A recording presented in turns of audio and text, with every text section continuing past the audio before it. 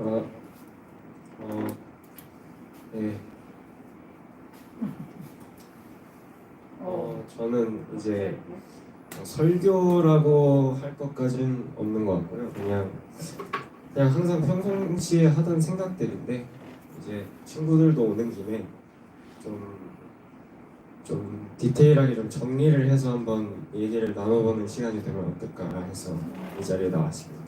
근데 이제 설교를 들어보니까 이 목사님이 말씀하신 그 사랑하며 산다는 부분과 지금 제가 말할 그 부분이 겹치는 것 같아서 저는 이제 그렇다면 그 그러니까 사랑하며 산다는 것은 구체적으로 어떤 삶인가 이제 그런 걸 좀 보도록 하겠습니다. 일단 제가 PPT를 하나 만들어놨는데 거창한 건 아니고요. 그냥 시청각 보조 자료 정도 느낌으로다가 그냥 간단하게 만들어놨는데 첫 번째가 이제 풍차가 있고 앞에 보시면 길이 하나가 딱 있죠. 그죠? 어떤 느낌이 드십니까? 저 사진을 보면 네, 뭔가 좀 하여튼 가긴 가야 될 것 같죠. 저기에 제가 이제 저는 저 사진을 보고 이제 각자의 길이라는 제목을 붙였습니다. 이게 우리가 이 지구상에 온다는 것은 다 어머니의 태에서 나고 그 시점부터 이제 인생이 딱 스타트되는 거 아니에요.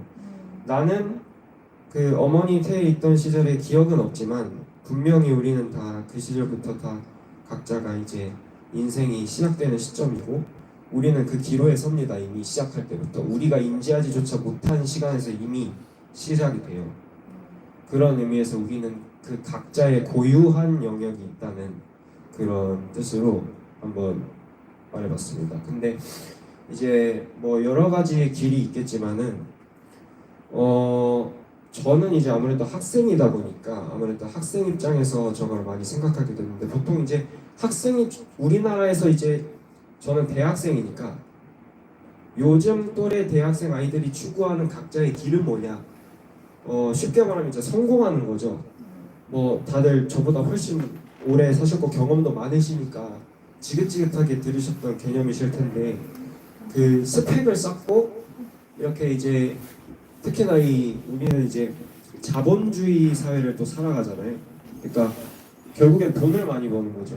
그거를 위해서 살아가는데 다음 보시면 네, 이런 자본주의 사회에 저희는 살고 있습니다. 우리 대한민국은 아주 철저한 자본주의 사회죠. 돈이 사실상 뭐 계급이라고 봐도 될 정도로 뭐 다 그런 건 아니지만 거의 대부분 돈이 많고 적음에 따라서 차등이 이루어지고 또 어쩌면 저런 자본주의에 이제 경도된 이제 사람들의 문화와 그런 모습들이 이제 아무래도 좀 많은 부작용을 일으킨 것이 아닐까 생각을 하고요. 그러나 저희가 지향하는 길은 이런 길은 아니죠. 자본주의에 매몰되어서 피 터지게 무한 경쟁 사회 속에서 내가 저 친구를 밟아 눌러서 순위 1위라도 올리려고 막 발악을 하고 그렇게 살아가지고 뭐 입시도 마찬가지죠. 하나라도 더 맞아야 내가 걔보다 하나를 더 맞아야 나는 붙고 걔는 떨어지는 거잖아요. 그런 무한 경쟁 사회 속에 다 저런 문화인데 제가 오늘 말하고자 하는 거는 저런 삶은 아니고 저런 건 확실히 사랑하며 살 수 있는 그런 환경은 아닌 것 같습니다. 물론 저 가운데서도 이제 믿음을 잃지 않고 멋지게 또 살아가시는 분들이 계시는데 어쨌건 그렇다면 진짜로 잘 산다는 것은 무엇일지 한번 생각을 해봤습니다. 아까 설교 말씀에 이미 다 말씀하셨지만 진짜 잘 산다는 거는 자본주의에서 잘 산다는 거는 좋은 차를 타고 넓은 집에 자가가 있고 뭐 월세집을 전전하지 않고 빚도 없고 뭐 괜찮은 뭐 남편이나 아내를 만나서 평범하게 이제 가족을 꾸리고 아이를 낳고 기르고 그 아이를 낳고 기름에 있어서 부족함이 없게 그런 의식주를 다 제공을 해주는 걸 기준으로 하죠. 그게 된다는 게 잘 사는 것일 텐데 그렇다면 진짜 잘 산다는 거 그거는 좀 다르다고 생각합니다. 아까 이미 답을 말씀하셨지만 저는 거기에는 이게 있어야 된다 생각하거든요. 네, 뭘까요? 하트. 사랑입니다. 사랑. 그러니까 사랑이라고 말을 하면은 또 추상적인 개념인데다가 이게 뭐 우리 같은 경우는 이제 사랑이라는 말을 별로 써보지도 않고 친구끼리 뭐 사랑한다 이러면은 오글거리고 소리 끼치고 솔직히 짜증 나잖아요. 저 녀석 미쳤나 지금 뭘 사랑한다고? 니나 잘해라 막 이러면서 막 사랑에 대해서 상당히 이제 여러 가지 선입견 같은 것도 있고 그렇게 속 달가운 개념 아니면 솔직히. 근데 이제 사실 그거는 이제 우리가 하는 생각이고 오해고 어떤 우리의 이 다양한 이제 잘못된 사례를 보면서 배운 그것도 있는 것 같고 기독교에서 말하는 사랑은 좀 많이 다릅니다. 일단 그 전에 사랑의 종류부터 빠르게 훑고 가겠습니다. 첫 번째 사랑의 종류가 여기 사진을 보시면 이 사람은 누구냐면은 사람이 아니라 귀신인데 그리스 로마 신화에 나오는 에로스라는 신입니다. 에로스는 그 미의 여신인 아프로디테의 아들인가 그러고요. 제가 이제 날개가 달려가지고 이게 날아다니면서 남자건 여자건 화살을 갈기면 이제 그 사람이 맞으면 사랑에 빠지거든요. 그러니까 사랑의 신이고 쉽게 말하면 이제 저기 밑에 육체적 사랑이라 돼 있는데 말 그대로 좀 육감적인 사랑, 그러니까 본능에 의한 사랑.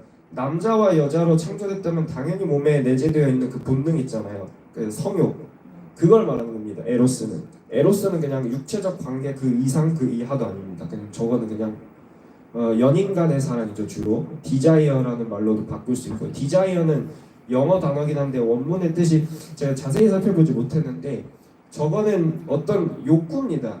그 몸뚱아리에 내재되어 있는 욕망을 디자이어라 그래요. 그 부병도 부스부스 올라오는 그 피가 끓어오르면서 막 그런 거 있잖아요. 그런 게 디자이어고 저런 게 에로스입니다. 그리고 두 번째는 필레오는 이제 필리아라고도 하는데 여기 사진을 보시면 이제 아주 잘생긴 세 분이 이제 놀고 계시죠. 저거는 이제 형제나 친구, 동료의 사랑을 말합니다. 쉽게 말하면 우정인데 일단은 조건부 사랑입니다. 왜냐면 뭐 우정도 그냥 주는 건 아니잖아요. 뭔가 내가 뭐 이걸 해야 너가 이걸 해준다 뭐 이런 게 기본적으로 은연중에 깔려 있기도 하고요.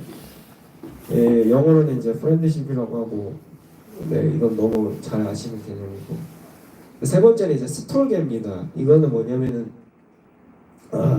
저 사진을 보시면은 어머니가 딸아이로 추정되는 아기를 안고 웃고 계십니다. 딱 봐도 그냥 부모님의 사랑이 보이죠. 이거는 이제 스톨게는 이제 혈육 간의 사랑.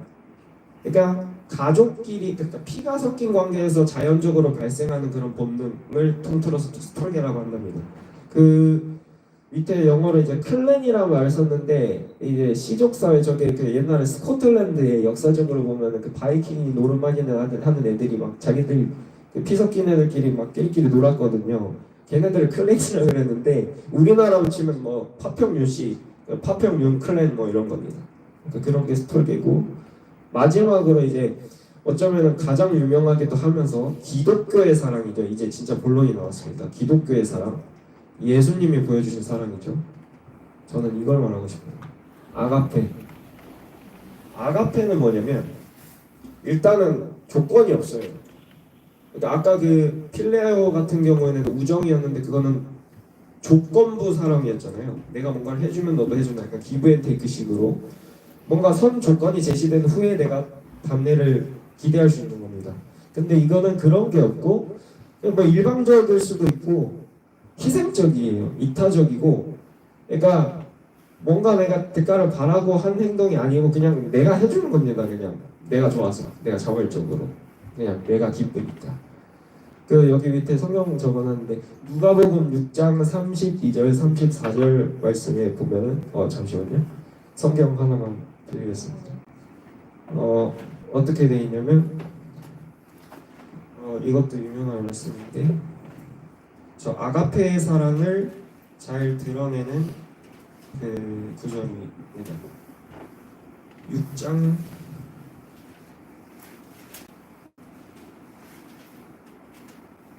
네, 멋진 설교자입니다. 감사합니다. 32절, 34절 제가 읽겠습니다. 너희가 만일 너희를 사랑하는 자만을 사랑하면 칭찬받을 것이 무엇이냐? 죄인들도 사랑하는 자는 사랑한다. 너희가 만일 선대하는 자만을 선대하면 칭찬받을 것이 무엇이냐? 죄인들도 이렇게 한다. 너희가 받기를 바라고 사람들에게 꾸어주면 칭찬받을 것이 무엇이냐? 죄인들도 그만큼 받고자 하여 죄인에게 꾸어주느니라 라고 되어 있습니다. 요약하면 그거죠. 세상 사람들도 그냥 내가 바라는 게 있어서 이렇게 잘해줄 수 있다는 거잖아요. 근데 하물며 예수님을 믿는다는 여러분은 어떻게 해야 되겠습니까? 굳이 대가가 안 오더라도 먼저 해줄 수 있는 그런 마음가짐이 있을 필요가 있겠죠. 예수님을 닮고 싶다면. 네. 그런 의미에서 이제 아가페를 설명할 수 있을 것 같고요. 이제 다음에 보시면, 하지만 당신의 삶에 이러한 사랑이 없다면, 이러한 사랑은 이제 뭐 에로스니 필리아니 이런 거 말고, 그런 거 당연히 있겠죠. 근데 그런 거 그렇게 중요한 게 아니고 아가페가 없다면, 그러니까 아가페는 제가 이 사랑에 대한 단어를 다 찾아보다가 이제 킹 제임스 원문 영어 성경을 봤는데, 성경 그 버전에서는 아가페라고 하는데 charity라는 말을 씁니다. CHARITY인데 charity는 뭐냐면 기독교의 사랑입니다. 그러니까 뭐 따로 한국말로 번역할 수 있는 그 단어가 없더라고요. 그냥 뭐 박애, 흔히 말하는 박애주의자들 할 때 그 박애로 번역되기도 하고, 예전에 역사적으로 초대 기독교에서 예수님을 승천하시고 나서 1세대 기독교인 분들이 이제 만찬을 가질 때 그 만찬 자체도 아가페라고 말했다고 합니다. 하여튼 아까 그걸 체러티라고 했다고 합니다. 그 체러티인데, 그 체러티가 당신의 삶에 없다면 상당히 좀 아까 목사님이 말씀하신 것처럼 헛사는 것이 될 수 있겠죠. 왜냐면은 어떤 직업을 가지건, 뭐 저는 목수를 해봤으니까 목수를 예를 들면, 제가 목수를 할 때 저는 어떤 마음가짐으로 일했냐면, 일단 기술을 배우면 나한테 도움이 되고 또 일당이 오고 13만 원 정도, 초반에는 뭐 5만 원 받고 있지만 그건 어쨌거나 보상이 오잖아요. 그거를 하니까 이제 그러니까 대가가 오니까 저는 한 거죠. 제 8시간, 소중한 8시간, 17살 그 꽃다운 나이에 8시간을 다른 것에 투자할 수도 있었는데, 친구들과 놀거나 아니면 나의 쾌락을 쫓거나 뭐 게임을 하거나 운동을 하거나 온갖 재밌는 거 다 할 수 있었는데, 그 시간에 저의 개발을 위한 걸 했단 말입니다. 근데 그조차도 어떻게 보면은 다른 사람을 위해서, 누군가를 위해서 이타적으로 살기 위해서 그런 건 아니고, 그냥 어떻게 보면 그것도 순수하진 않은 거죠. 그러니까 제가 목수일을 했던 것에는 어쩌면 아가페가 없었던 것입니다. 근데 이제 그때는 완전 초창기 때 일인데, 하여튼 그런 식으로 내가 어떤 일을 하든 간에 당신의 삶에 사랑이 없다면은 허송세월 보내는 걸 수도 있다. 그러니까 이게 사실 무서운 얘기인데, 내가 믿었던 가치가 자본주의에 아까 자본주의 얘기했는데, 자본주의에 너무 경도된 나머지 그러니까 세상에서 성공하는 것을 추구하고 돈을 벌고 성공하고 열심히 살아야지, 스펙을 쌓고 좋은 직장 대기업에 취직해서 부모님한테 용돈도 드리고 뭐 사촌 형제 자매들에게 막 돈도 막 거금을 막 뿌리고 막 차 없는 형한테 차 사주고 막 이런 온갖 그런 소망들이 있습니다. 막 그런 게 막 상상만 해도 기분 좋은 그런 생각들이 막 생겨나요. 근데 과연 그렇게만 사는 것이 진짜 잘 사는 것인가? 이 사람이 아가페 체러티가 없다면 그거엔 좀 의문을 한번 제기해 볼 필요가 있다는 것이죠. 그런 의미에서 오늘의 이게 질문이 시작됐고, 다음은 이제 좀 긴데 고린도전서 13장 1절부터 8절 말씀과 13절 말씀을 가져왔습니다. 이것도 사람의 사랑에 대한 얘기인데 저는 이걸 보고 읽겠습니다. 내가 사람의 방언과 천사의 말을 할지라도 사랑이 없으면 소리나는 구리와 울리는 꽹과리가 되고, 그러니까 이 부분에서 저는 참 또 생각이 많이 들었는데, 이게 저희는 이제 또 모태신앙이다 보니까 주위에 저런 사람들이 많았습니다. 그러니까 뭐 갑자기 아기 때 뭐 앉아있는데 갑자기 옆에서 할머니 한 분이 울시면서 막 알 수 없는 말을 막 속사포로 무슨 래퍼인 줄 알았어요. 막 말을 하시면서 뭐 천사의 말이었겠죠 아마. 사람의 방언과 천사의 말을 하고 계셨던 것 같은데, 근데 뭐 그 좋았습니다. 좋았는데 저는 워낙에 그 문화가 익숙하다 보니까 뭐 그렇게 의문을 제기하지 못했는데, 그러니까 다른 완전히 이런 기독교 문화에 배척된 삶을 살았던 저의 또래 친구가 저한테 이런 질문을 했을 때, 그러니까 이런 광경을 봤을 때 느낌을 말해주었는데, 그 친구는 이렇게 말했습니다. 저 사람 왜 저래? 미친 거 아니야? 와 무섭다. 저 뭐야, 귀신 들렸어. 저 뭐야 저게? 교회 다 저래? 막 이래. 저는 충격을 받았습니다. 아니 나는 이게 너무 당연하고 주위에서 방언을 하든 뭘 하든 저는 신경을 하나도 안 썼거든요. 왜냐면 그 너무 자연스럽고 아기 때부터 봐오던 거니까 저는 그게 이상하다는 생각 자체를 안 했습니다. 근데 그 친구의 얘기를 듣고 그게 이상한 건가라는 의문이 생겼어요. 그러니까 보니까, 근데 어떻게 보면은 그럴 수도 있겠다. 만약에 그런 사람이 실제로 방언을 했을지라도 그 아가페가 없으신 분이었다면 어쩌면 그런 친구들이 봤을 때 좀 약간 좀 보기 싫었을 수도 있겠다. 그러니까 저기 보시면 좀 적나라하게 표현이 돼 있잖아요. 소리 나는 구리와 울리는 꽹, 저게 그냥 쉽게 말해서 듣기 싫다 이거잖아요.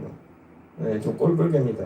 울리는 꽹과리 얼마나 듣기 싫으니까 째지는데, 하여튼 그런 느낌인 것 같고, 2절을 보시면은 내가 예언하는 능이 있어 모든 비밀과 모든 지식을 알고 또 산을 옮길 만한 모든 믿음이 있을지라도 사람이 없으면 내가 아무것도 아니요. 이것도 같은 맥락이죠. 뭐 예언도 하고 능력도 있고 뭐 모든 비밀 모든 지식 다 알아요. 아주 똑똑해요. 아주 대단하신 분입니다. 심지어 산을 옮길 만한 믿음까지. 야, 이 예수님께서 복음서에서 언급하신 이 산을 옮기는 믿음, 저도 아무나 오는 게 아니잖아요. 근데 저 정도 수준이 되면은 기독교인이면서도 상당한 경지에 있으신 레벨이신 것 같아요. 근데 그럼에도 불구하고 사랑이 없으면 내가 아무것도 아니다. 이거 아마 바울이 한 말이죠. 고린도전서. 사랑이 없으면 나도 아무것도 아니에요. 그 수준이 높으신 분이. 와, 사랑의 중요성 여기서 한번 느끼고, 3절에 내가 내게 있는 모든 것으로 구제하고 또 내 몸을 불사르게 내어줄지라도 사랑이 없으면 내게 아무 유익이 없느니라. 뭐 돈 다 기부하고 구제하고 심지어 내 몸까지 바쳐, 뭐 목숨까지 바쳐도 사랑이 없. 그러니까 이 말도 좀 신기한 게, 저는 보통 목숨까지 걸 정도면 사랑을 한다고 생각했거든요. 근데 그게 아닐 수도 있다는 가능성이 내포되어 있는 거죠. 그러니까 사랑이 없으면 아무 유익이 없다니까, 사랑이 없는데도 목숨을 주는 사람도 있나 봐요. 저는 잘 모르겠어요. 본 적이 없어서. 하여튼 그리고 4절은 사랑은 오래 참고, 여기서부터는 이제 너무 유명하죠. 사랑의 이제 속성이 나옵니다. 특징. 사랑은 오래 참고, 사랑은 온유하며 투기하는 자가 되지 않. 여기 투기하는 자는 질투하는 자입니다. 질투하는 자 한자 말로. 사랑은 자랑하지 아니하며 교만하지 아니하며 무례히 행치 아니하고 자기의 유익을 구하지 아니하고 성내지 아니하고 악한 것을 생각지 아니하고 불의를 기뻐하지 않고 진리와 함께 기뻐한다. 모든 것을 참으며 모든 것을 믿으며 모든 것을 바라며 모든 것을 견디느니라. 야, 이게 엄청난 수준. 진짜 사랑이란 저런 수준인가 봐요. 진짜 사랑이 있다면 저런 현상이 발생하는가 봅니다. 마지막으로 사랑은 언제까지든지 떨어지지 아니하나 예언도 패하고 방언도 구하고 지식도 패한다. 예언, 방언, 지식 백날 해봐야 사랑 앞에 못하다. 13절 그런즉 믿음, 소망, 사랑 이 세 가지는 항상 있을 것인데 그 중에 제일은 사랑이라. 믿음, 소망, 사랑 가운데 제일은 사랑이라. 아멘입니다. 그래서 이제 이런 모든 것을 차차하고 여기 여러 가지 생각을 했는데, 제가 이제 또 최근에 이제 꽂힌, 사실 원래 좋아하던 분이었어요. 왜냐면은 이제 제가 어렸을 때 역사 공부하는 걸 좋아했는데, 이제 일제강점기 시절에 뭐 많이 활동하던 분들이 나오잖아요. 그 중에 이제 기독교적인 색채가 좀 짙으면서 그런 힘든 시기 속에서도 순수함을 잃지 않았던 그런 위인이 있다고 들어서 책도 다 사보고 저 다 봤거든요. 하늘과 바람과 별과 식을 다 봤거든요. 근데 그 중에서 이제 제가 최근 들어서 몇 년 한 생각 안 나다가 작년 12월 딱 그 연말 송구영신 하기 전 그 기간쯤에 이 시가 계속 생각이 나면서, 그러니까 서시죠. 윤동주 시인의 아주 대표작인 이제 별 해는 밤이 있고 뭐 서시가 있고 자화상이 있는 뭐 그런 것도 다 좋지만 저는 서시가 생각이 나면서, 여기 더 옆에 읽어보시면은 죽는 날까지 하늘을 우러러 한 점 부끄럼이 없기를 입새에 이는 바람에도 나는 괴로워했다. 별을 노래하는 마음으로 모든 죽어가는 것을 사랑해야지. 그리고 나한테 주어진 길을 걸어가야겠다. 오늘 밤에도 별이 바람에 스치운다. 이렇게 마무리가 되어 있습니다. 짧은데 강렬하죠. 근데 저는 여기서 어디에 주목했냐면 별을 노래하는 마음으로 모든 죽어가는 것을 사랑해야지. 이 시적 화자의 수준이 제가 생각하기에는 뭐 예수님까지는 아니겠지만 상당히 어떤 성인에 근접해 있는 수준까지 가신 것 같습니다. 죽기 직전에. 이게 아마 거의 뭐 돌아가시기 얼마 안 돼서 쓰신 시로 알고 있는데, 이게 젊은 나이에 또 돌아가셨잖아요. 제가 알기로는 여러 가지 루머가 있는데 뭐 몸에 바닷물을 주입당해서 일본 사람들한테 실험을 당해서 일찍 돌아가셨다는 썰도 있고, 어쨌거나 별을 노래하는 마음으로 모든 죽어가는 것을 사랑해. 이 모든에 일본 사람이 안 들어갔을까요? 자기한테 주사기 놓는 의사 아저씨가 안 들었을까요? 모든 죽어가는 것을 사랑한다. 이거는 그냥 단순히 제 문학적 상상력 정도로 그냥 넘어가 주시면 될 것 같습니다. 근데 어쨌든 저는 그렇게 생각을 해봤습니다. 이 사람은, 이 시적 화자는 별을 노래하는 마음으로 모든 죽어가는 것을 사랑하고자 했던 사람이구나. 야, 이 엄청난 마인드셋이다. 저 정도의 대인배. 저게 만약에 실제 된다면은 나를 고문하고 괴롭히고 핍박하는 사람마저 사랑할 수 있는 게 아닌가. 예수님처럼. 예수님이 로마 군인들이 자신의 목과 발을 못질을 할 때 욕을 했습니까? 뭐 소리를 지르고 화를 내셨어요? 아니죠. 하나님, 이 자들이 지금 자신들이 하는 일을 모릅니다. 불쌍히 여겨주시. 자신을 죽이고 있는 사람을 불쌍히 여겨달라 했습니다. 예수님은. 감히 저 같은 인간으로서는 상상도 하지 못할 그런 경지인데, 저는 당장에 저를 때리면 2배로 갚아줘야 되거든요. 한 대 맞으면 2대는 때려야 돼요. 그래야 속이 시원해지는데, 예수님은 그러지 않았고 이 시적 화자도 그러지 않을 것 같습니다. 그리고 두 번째, 그리고 나한테 주어진 길을 걸어가겠다. 그 주어진 길이 뭔지는 모르겠지만 확실한 것은 저런 아가페적인 사랑의 밑바탕이 깔려있는 길이라면은 걸어갈만 하지 않겠나. 적어도 헛된 길은 아닐 것 같다. 확신이 있었겠죠. 마지막으로 오늘 밤에도 별이 바람이 스치고, 오늘 밤에도랍니다.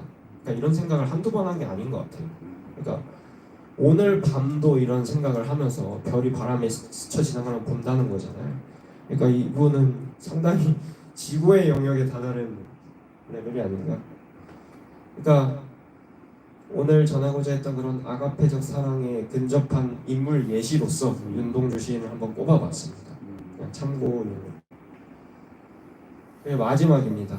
오늘 마지막인데 요한일서 4장 7절부터 21절 말씀. 이것도 제가 다 읽겠습니다. 네. 사랑하는 자들아, 우리가 서로 사랑하자. 사랑은 하나님께 속한 것이니 사랑하는 자마다 하나님께로 나서 하나님을 알고, 사랑하지 아니하는 자는 하나님을 알지 못하나니 이는 하나님은 사랑이시니라. 기독교가 사랑의 종교라고 불리는 이유기도 하죠. 하나님의 사랑이 우리에게 이렇게 나타난 바 되었으니 하나님이 자기의 독생자를 세상에 보내심은 저로 말미암아 우리를 살리려 하심이니라. 사랑은 여기 있으니 우리가 하나님을 사랑한 것이 아니요 오직 하나님이 우리를 사랑하사 우리 죄를 위하여 화목제로 그 아들을 보내셨음이냐. 하나님께서는, 우리는 죄인인데 아무 죄 없는 예수님을 화목제로 보낼 정도 우리를 사랑하셨어요. 완전 아가페 그 자체 아닙니까? 누가 사람으로 예를 들면은 내가 만약에 뭐 아들이 있다 쳐볼게요. 제가 생판 모르는 살인자를 위해서 제 아들을 죽여요. 제 아들을, 그 살인자의 죄를 덮어씌우고 제 아들을 십자가에 못 박아 죽여요. 그게 될까요? 전 인간인데. 하나님은 그 정도로 우리를 사랑하셨어요. 이거는 대충 넘어갈 그런 말씀이 아닙니다. 이거는 인간이라면은 이게 뭔가 와닿는 게 있어야 되지 않을까요? 뭔가 나를 그렇게까지 사랑하셨다는데 뭔가 예수가 누군지 궁금해질 것 같은데, 저 같으면 만약에 제가 불신자였으면 그 정도로 나를 사랑하는 사람들 누군데 이름이나 한번 들어보자 이랬을 것 같아요. 저는 어쨌든.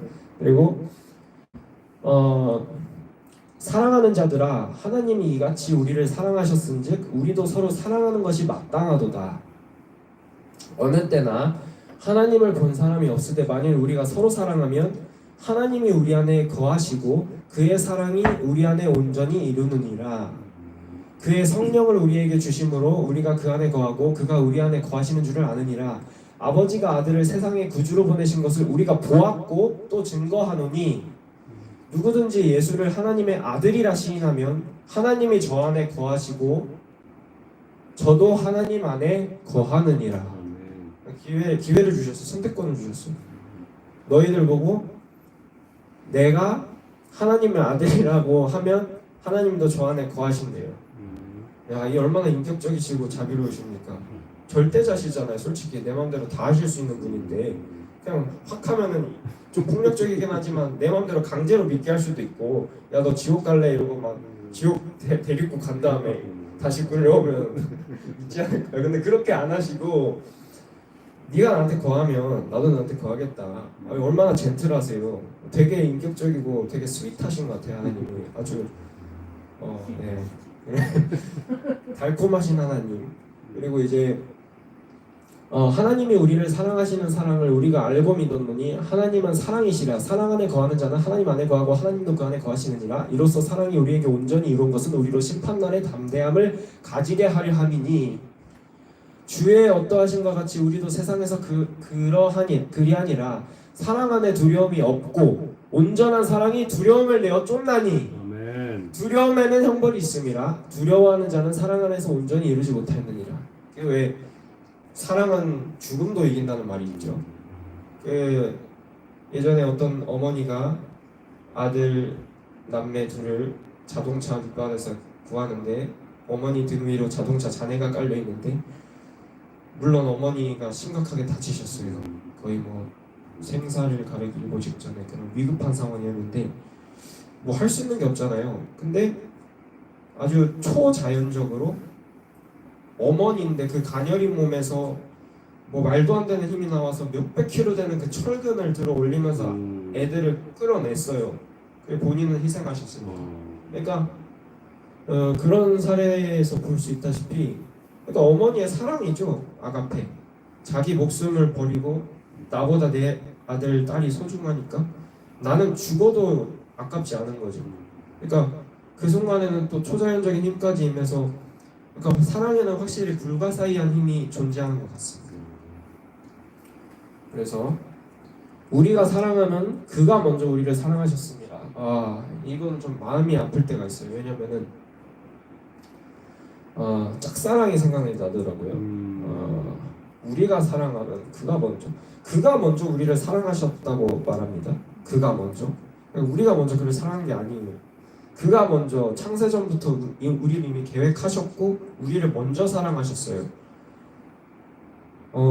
저는 하나님이 누군지도 몰랐는데 그 전에 훨씬 전부터 하나님은 나를 알고 계셨고 하나님은 나를 사랑하고 계셨다. 그래서 거기서는 저는 감사하면서도 한편으로는 좀 죄송했어요. 왜냐면은 그 영겁의 기한이 물론 하나님한테는 뭐 짧은 기한이 있을 수도 있을 테지만 인간 역사로 따지면 뭐 몇천 년이 넘을 거 아니에요. 그 기간을 나를 사랑하셨는데 나는 심지어 지금도 그렇게 뭐 실제로 그렇게 체감하는 건 아니고 그래서 한 디디하게 반응하는데 하나님 앞에 그렇게 뭐 착한 아이처럼 반응하지 못하는데 하여튼 그래가지고 그냥 하나님의 짝사랑이 느껴져서 좀 슬프기도 했습니다. 어찌됐건 그가 먼저 우리를 사랑하셨다는 것에 감사를 드리고요. 누구든지 하나님을 사랑하노라 하고 그 형제를 미워하면 이는 거짓말하는 자다. 보는 바 그 형제를 사랑치 아니하는 자가 보지 못하는 바 하나님을 사랑할 수가 없느니라. 하나님을 사랑한다 해요. 사람들이 사랑한데 나는 하나님을 사랑하고 이번에 건축헌금을 얼마를 냈고 난 11조를 꼬박꼬박 내 월급 300만 원에서 30만 원을 꼭 교회에다 내. 나는 독실한 기독교인 크리스찬이었는데 정작 그 형제는 미워해. 그는 누구입니까? 거짓말하는 자입니다. 그는 기독교인이 아니에요. 그는 하나님을 사랑하지 않습니다. 형제를 사랑하지 않은 하나님을 사랑하는 자가 아니에요. 아까 목사님 말씀하셨지만 성경의 요약이라고 하셨죠. 하나님을 사랑하고 이웃을 사랑해라. 달리 말하면 하나님을 유익하게 하고 이웃 형제들을 인간을 유익하게 해라. 하나님을 사랑한다면서 인간을 유익하게 하지 않는 자잖아요. 저거는. 그러니까 앞뒤가 안 맞는 거죠. 그 형제를 사랑하지 아니하는 자 하나님을 사랑할 수 없다 하죠. 마지막으로 우리가 이 계명을 주께 받았나니 하나님을 사랑하는 자는 또한 그 형제를 사랑할지니라. 마지막으로 한 번 더. 우리가 이 계명을 다 주께 받았습니다. 사랑해야 됩니다. 하나님을 사랑하는 자라면 또한 그 형제를 사랑해야 됩니다. 기독교가 이제 사랑의 종교라고 하는 것의 그거죠. 다 근거죠 이게. 여기까지 이제 사랑에 대해서 쫙 살펴봤는데 일단은 처음으로 육체적 사랑, 그 친구 간의 우정, 필리아적 사랑, 그 세 번째 스톨게, 혈육 간의 사랑, 그냥 본능적으로 내재되어 있는 인간이라면 동물이라면 본능적으로 내 자식은 내가 팔은 안으로 굽으니까 그런 스톨게, 그 마지막 아가페, 다른 말로는 체러티, 박애, 자선, 그 대가 없는 사랑, 무조건적 사랑, 그 동화책 있죠. 아낌없이 주는 나무, 그게 아가페죠. 그거를 기독교는 말하고 있는 거죠. 그 아가페 그 자체가 예수님이고 아가페적 삶을 실천하신 분이 예수님이고 예수님은 신화가 아니죠. 아까 에로스 그런 애들은 신화죠. 신화. 인간이 만들어낸 소설 페이크죠. 페이크. 구라죠. 구라. 근데 예수님은 진리죠. 역사입니다. 히스토리. 히스토리가 뭡니까? His story. 그의 이야기입니다. 그가 누굽니까? 하나님입니다. 이 5,000년 역사는 하나님의 역사입니다. 우리 인간이 인본주의적으로 생각해서 될 게 아니라 이 기독교적 세계는 직선상관에서 이제 시작과 끝이 있고 그 시작과 끝도 예수님이라 하셨잖아요. 알파와 오메가. 예수님은 태초부터 이미 영으로 존재하셨고 수면 위에 운행하셨고 끝날에 다시 오시잖아요. 새하늘과 새 땅 예루살렘 다시 오시는데 그런 모든 그런 일련의 과정 안에서 우리는 그렇다면 예수님을 믿는다는 우리는 어떻게 살아야 하는가? 제 오늘 목사님의 설교와 저희 설교는 아니지만 그냥 간언 그 정도 딱 종합하면 우리는 진정 사랑하는 삶을 살아야 잘 산다고 할 수 있을 것 같다. 그 정도로 이제 정리를 할 수 있을 것 같습니다. 그리고 이제 또 오늘 또 먼 곳에서 이제 거의 뭐 추운 날에 또 친구들 2명이 와주셨는데 저는 진심으로 이렇게 말하고 싶습니다. 솔직히 저도 아직 그렇고 하나님의 누구신지에 대한 그 의문은 끊임없이 있고요. 항상 질문을 하고 기도도 하지만은 뭐 답을 명확하게 얻었던 적은 딱히 없지만 그래도 지금까지 여차저차 살아는 왔거든요. 근데 이제 우리 친구들은 아직은 그런 것에 대한 어떠한 인식이나 뭐 그런 게 있는지는 잘 모르겠는데 여기까지 온 것만으로도 저는 너무 감사를 드립니다. 이 시간에 이 금요일 황금 같은 시간을 놀고 싶고 맛있는 거 먹고 싶고 지금이었으면 원래 게임할 시간이죠. 잘 시간이거나. 근데 이 자리에 버텨서 저렇게 저를 영상으로 찍기까지 합니다. 아주 적극적인 태도. 저건 또 사랑이라 볼 수 있겠죠. 그러니까 저는 너무 감사를 드립니다. 그냥 이 자리에 나오신 것만으로도 당신들은 하나님이 사랑하는 자녀이기 때문이라는 것을 저는 확신하고요. 그 영준이와 종현이 둘이 뭐 하나님을 어떻게 생각하든 뭐 믿든 안 믿든 저는 잘 모르겠습니다. 근데 확실한 건 하나님께서는 여러분을 먼저 사랑하셨습니다. 그 감정을 언젠가 깨닫는 순간이 올 것 같습니다. 네. 여러분들께 진짜 다른 거 다 떠나서 허송세월 보내지 않고 그러니까 진짜 잘 사는 삶이 뭔지 한번 고민해 보시고 다 같이 여기 있는 한 명도 빠짐없이 진짜 잘 사는 삶을 사셨으면 좋겠습니다. 네, 예수님의 이름으로 축원드립니다. 감사합니다. 아유, 명설교를. 찬양하시면서 기도하겠습니다. 주신 곳에서